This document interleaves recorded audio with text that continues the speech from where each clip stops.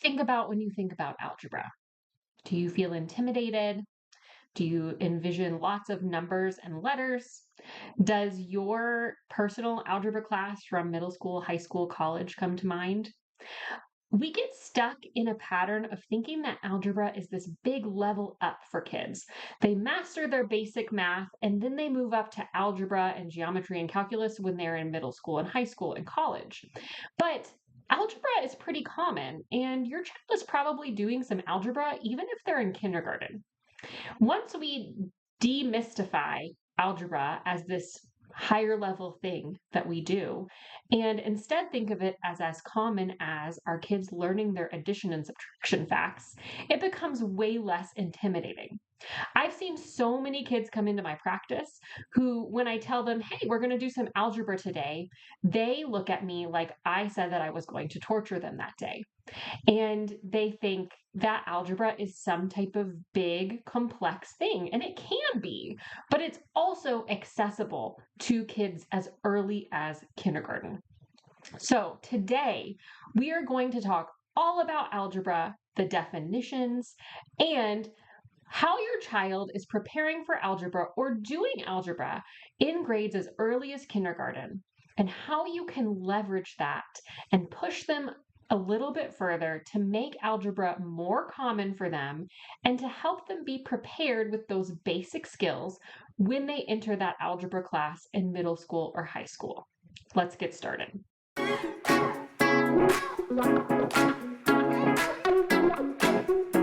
If you look up the definition of algebra on your computer and pull up a dictionary and what the algebra definition is, it's going to feel very complicated. And that's because it is. But when I have students coming into my practice that are a little bit intimidated by algebra, I define it like this. Algebra is the act of using what we know to figure out what we don't know. And in algebra, we use letters to show the numbers that we do not know. That's really all that basic algebra is. And this definition makes it feel a little more accessible to students who are a little bit intimidated by the way that algebra sometimes looks. Obviously, as we get further into the concept, we're going to be using lots of rules and algorithms to help us figure out those unknowns. But the basics is that we are using letters to show numbers that we do not know, and we are using what we know to figure out what we don't know. Now, let's define just a few basic algebra terms. And this is not going to be a class for you. We're not talking about you. We're talking about your kids. But I'm going to use some of these terms in the video, and I want to make sure we all know what they mean. The first is like the anatomy of an algebraic equation, okay? So in an algebraic equation, like this one, we are going to have a variable, which is that letter that stands in for a number that we do not know yet. It can change or be lots of different numbers, but when it's in the equation, we're going to just use a letter. We are going to have constants. Constants are numbers that are going to stay the same no matter what in our equation. So here, plus 2 is our constant. That is going to stay the same. We're always going to be adding 2. And then a coefficient is that number that's in front of the variable, if there is a number in front of the variable. Our coefficient tells us how many of those variables we have. So 3x shows us that we have 3 x's. We're also going to talk about inverse operations, and all inverse operations are operations that are the opposite of each other. So for example, addition and subtraction are opposites of each other. The inverse of addition is subtraction, and the inverse of subtraction is addition. The inverse of multiplication is division, and the inverse of division is multiplication.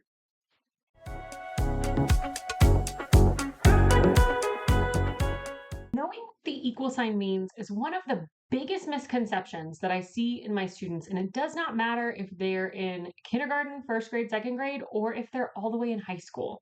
Some kids do not understand what the equal sign means, and that can cause huge problems, especially in algebra where everything kind of revolves around the equal sign or an inequality sign.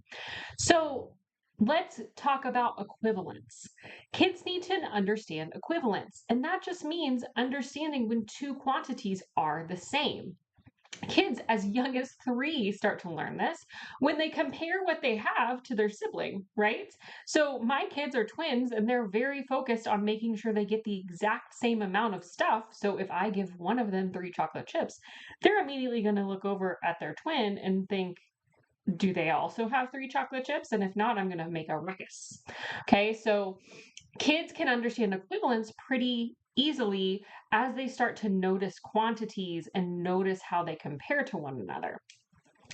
So, as young as 3, 4, 5, kids are learning about equivalence. Now, as they get into kindergarten and first grade, they are introduced to the equal sign. And the big misconception that a lot of kids get is that the equal sign means the answer. Because a lot of times we see the equal sign only in the context of 2 plus 3 equals 5. 1 plus 5 equals 6. And so they think that that means basically 1 plus 5 is 6, or 1 plus 5, the answer is 6.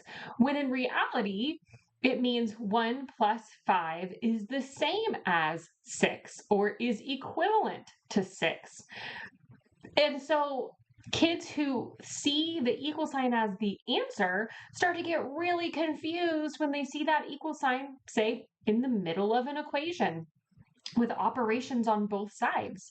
Or when they get all the way into algebra, not only is it in the middle of the equation, but then we have variables in there as well. So this is something you can totally make sure your child masters before they get to that point.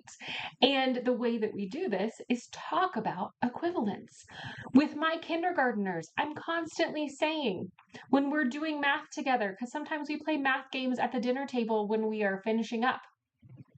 Okay, 5 and 3, and they tell me that's 8. I say 5 and 3 is equivalent to 8, or I say 5 and 3 is the same as 8. Okay, so we're talking about that equivalence in different words. And then as we get our equations going, we need to make sure that that equal sign shows up in different places. So instead of saying 5 plus 1 equals 6, we could say 6 equals 5 plus 1. Or what equals 5 plus 1? We could say 3 plus 1 equals 2 plus 2. And showing that we can show equivalent quantities in a lot of different ways.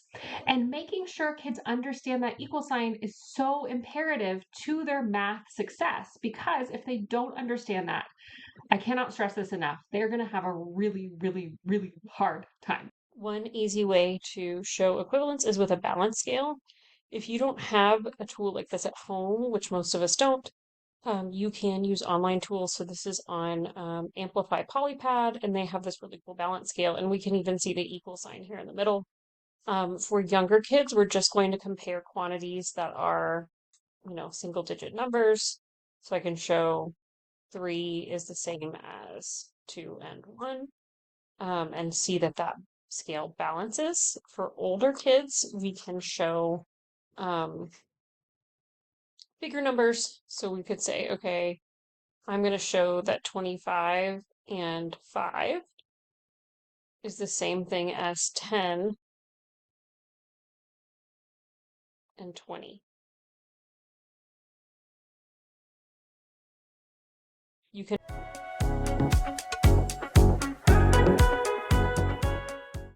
Now let's talk about what algebra is about. So your child is actually doing algebra in younger grades, and we're just not calling it algebra.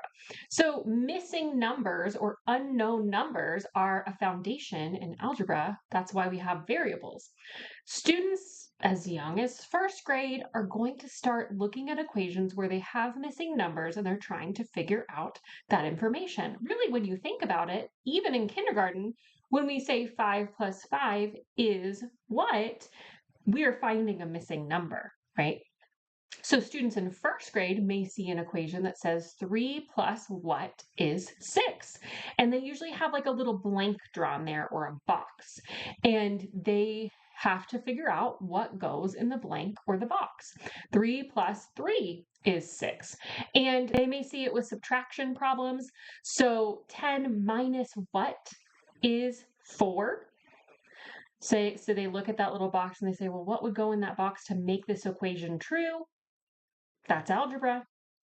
Well, 10 minus 6 is 4. So doing equations that have missing numbers is something that is going to give them that algebra foundation that they're going to use when they get to older grades. So if your child has trouble with these types of equations, there are some things that you can do to help them figure out these types of problems where they have to find a missing number, one of which is to use manipulatives, even the manipulative of their hands, right? So thinking 3 plus what is 6?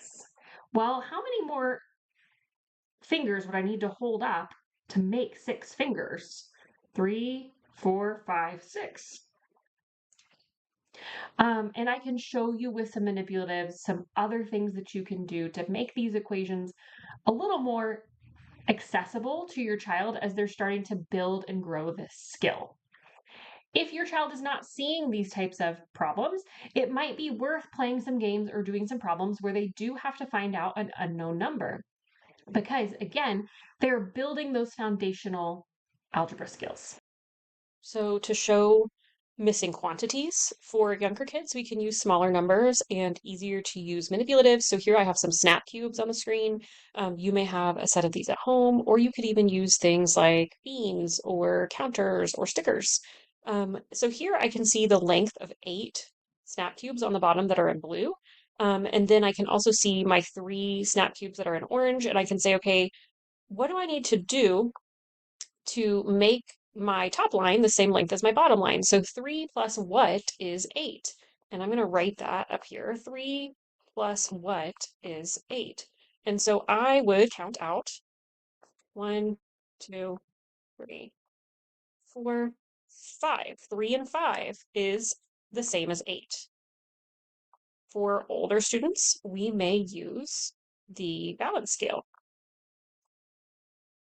33 is the same as 21 and what?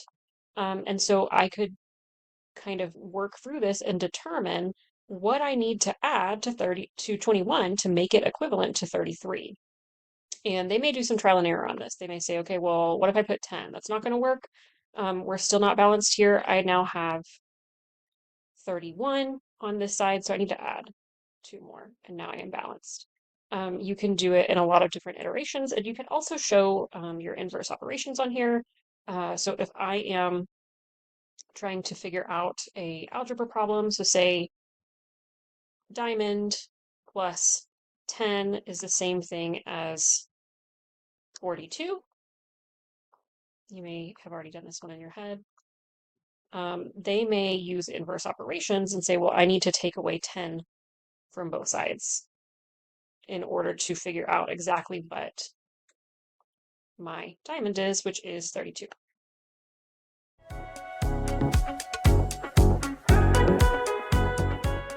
And now we get to the soft skills. So these are not necessarily strictly math skills, but they are so important for math education and math success. The first skill is going to be problem solving.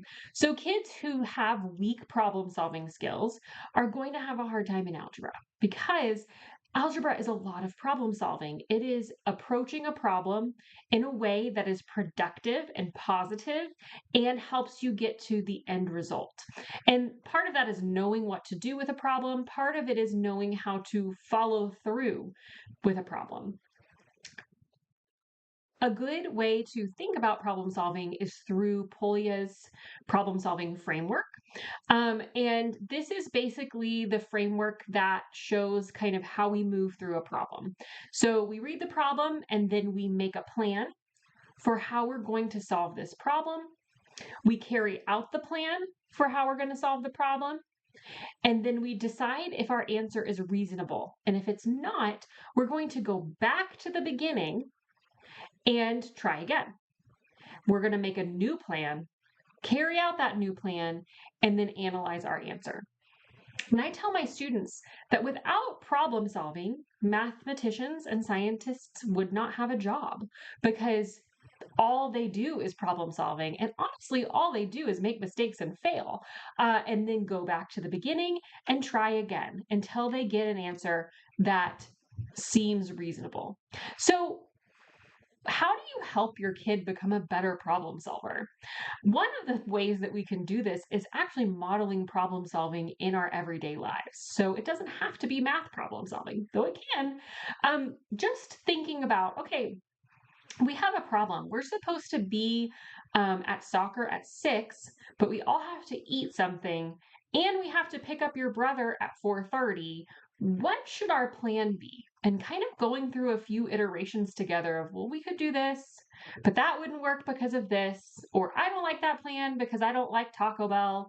And then kind of finally coming to a reasonable answer, or even pointing out your child's problem solving when you see it, like when they're trying to make a craft and they're trying to get something to fit just right, and you see them really work at it until they figure it out, and then you can say, wow, that was great problem solving. I saw you try that a few times until you found the right way to do it.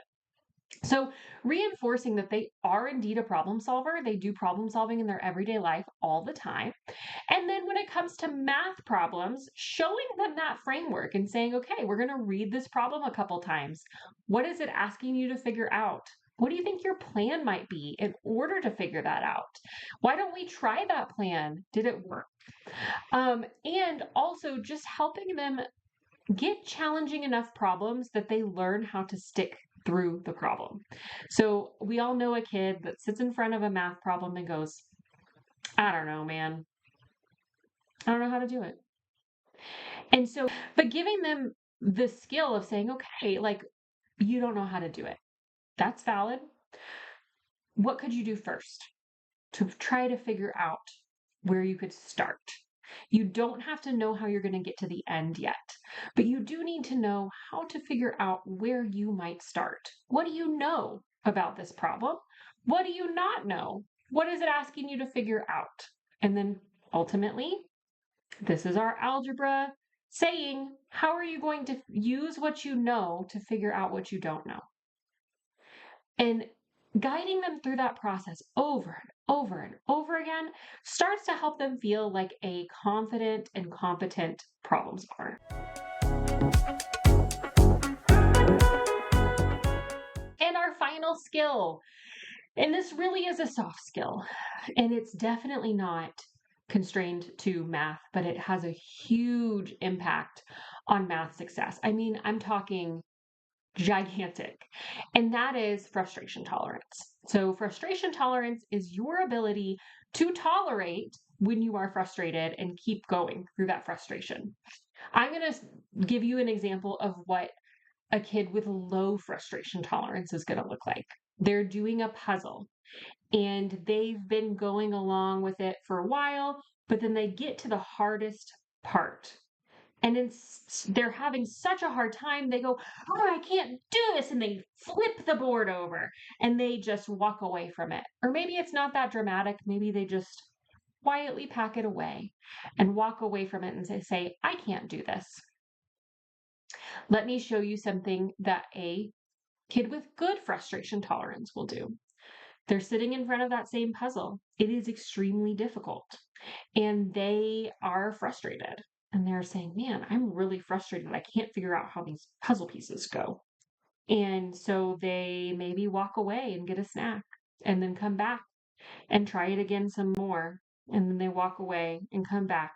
Or they just kind of keep at it until they figure it out. Or maybe they ask for a parent to join them and like help them problem solve it together.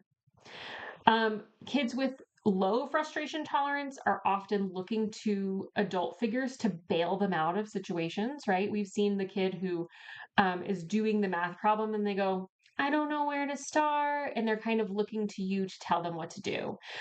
Kids with high frustration tolerance might say, I don't know where to start. I'm going to look at this again, or I'm going to keep looking at this for a while. And they may ask you a pointed question of like, what does this mean? What does times mean again? But they're not going to be looking for you to give them the entire answer. Frustration tolerance is something that kids are building up all the time. The more situations that they're feeling frustrated in and kind of getting walked through, the more they're going to build up that tolerance, right? The more that they get to the other side of that frustration, the more they're going to realize that they can actually get through that and some of the tools that they need in order to get through it. So putting your kid in lots of situations where they might get slightly frustrated. We don't want them to get so frustrated that they feel defeated. Like we don't want to give them a task that is actually impossible for them to do.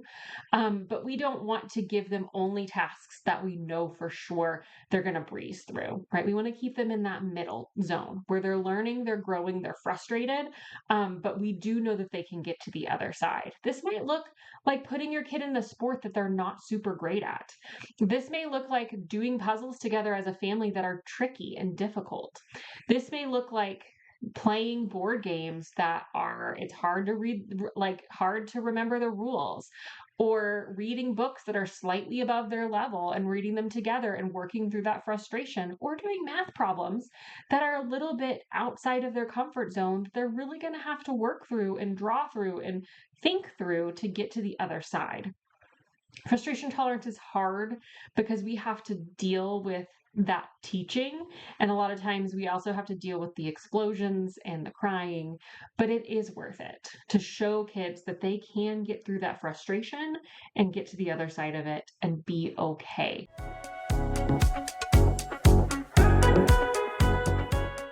We're to the end.